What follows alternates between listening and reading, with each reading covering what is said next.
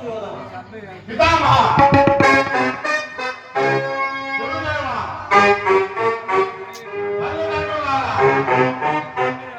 సత్య మహాతరులారా, నా క్షేమము కోరి పలికిన మీ హితవాక్యములకు కృతజ్ఞుడు.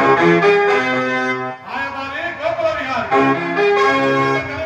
ప్రసంగించినను నీ పలుకులోని అంతరార్థమును తెలియని అజ్ఞానిని కాదు.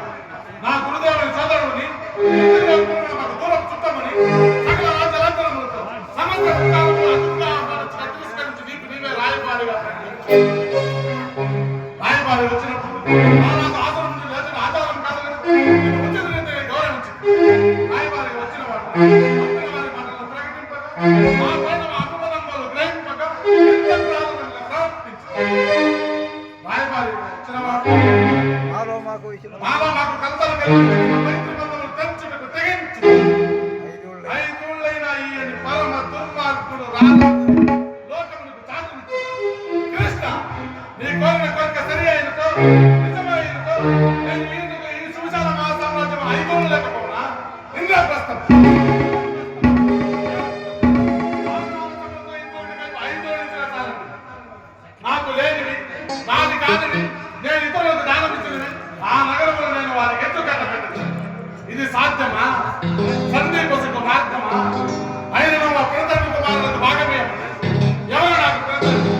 పాండురాజా, యముడా, వాయువా, ఇంద్రుడా, అశ్విని కృష్ణ, సతుశృంగ పర్వతం పుట్టిన గౌడ్యాలకు భాగమిచ్చి శృంగబంధ బతుకు నేనంతని వెర్రివాడనుకుంటా. ఒకవేళ భాగమే పంచమత్సరం వచ్చినా ఈ గంగాధరుడు భాగవతుడు మా కుటుంబాలైన భాగవత సంపదలకు భాగంగా అందరూ వచ్చిన అన్నదాలు మా తండ్రి దుర్రాజు పాండవులు భాగస్వాములు కదా. ఆ పైన నూరుకున్నాం వారు 5 105 కదా. ఇందులో కలిసి వంతులు వేసుకోవడంతో ఎవరికి ఎంత ఎంత ఎంత అసలు ఈ ఆబాధికులు మా సామ్రాజ్యాన్ని ముత్తులు చక్కలుగా చేయటకు దేశములకు చేసుకున్నా నిన్న భాషలతో నిన్న సంస్కృతులతో నిన్న నాగరికతలతో దేశం చిన్నాగినతో ప్రజలకు సౌభాగ్యమా? ప్రజలందరూ ఐకమత్యం ఒకే ప్రాణానికి క్షేమము కదా. కృష్ణ, ఈ ఉగ్రధర్మ ప్రకారం ఆస్తి 13 సంవత్సరంలో ఆరాధన వైపు దానిపై అతి శాశ్వతంగా నీవెలా అందుకే పెట్టడం కానీ మంచి మాలి కాదు.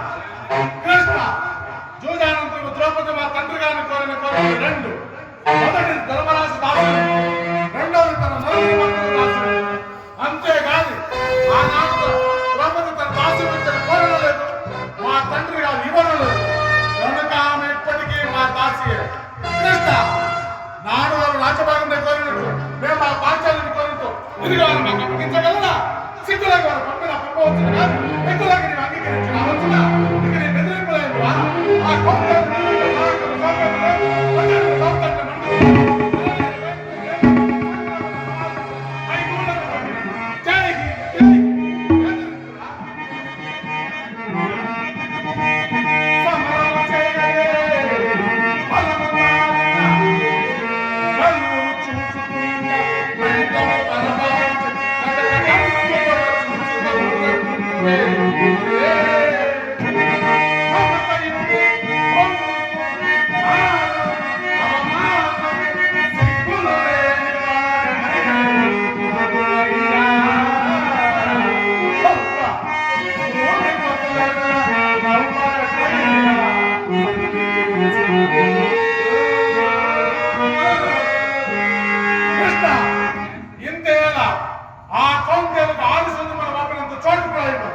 ఇదే నా